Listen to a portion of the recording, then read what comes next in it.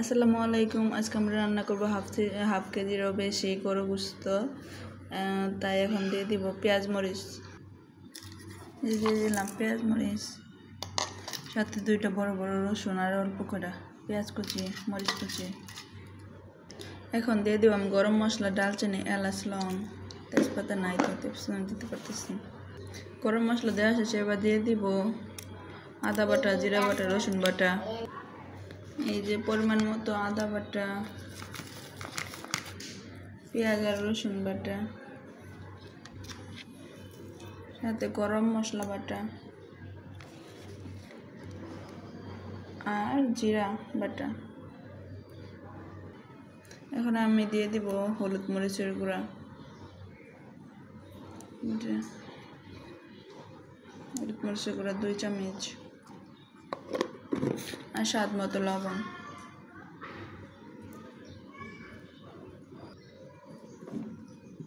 এবার পরিমাণ মতো একটু তেল দিয়ে দিব, সয়াবিন তেল।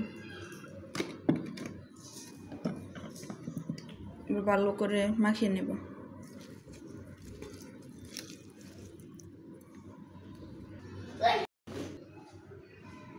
এই যে আমার মাখানো শেষ। এবার আমি আলু দিয়ে দিব, কারণ বুঝতে আলু না হলে আমার কাছে ভালোই লাগে না।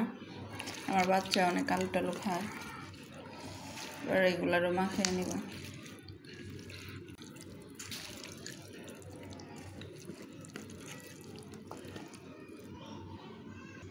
এই যে মাখানো শেষ। এবার আমরা চুলায় নন স্টিকার দিয়ে দিব। এই যে আমি গোশত এখানে প্যানে বসাই দিছি। এখন অল্প একটু পানি দিয়ে দিব, এটুকু পানি সিদ্ধ হয়ে যাবে। এবার আমি ঢাকনা দিয়ে গ্যাসটা অন করে দিলাম। 15 মিনিটের মতো কষিয়ে নিব। এই যে 15 মিনিট পরে মাংস কষানো শেষ।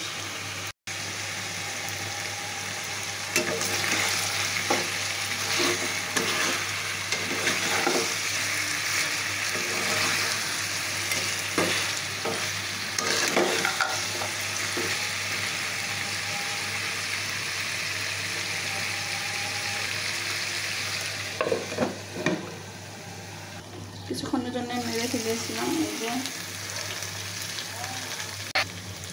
কিছুক্ষণ পরে এই যে কী হয়ে গেছে, করে আবার কষানো হয়ে গেছে।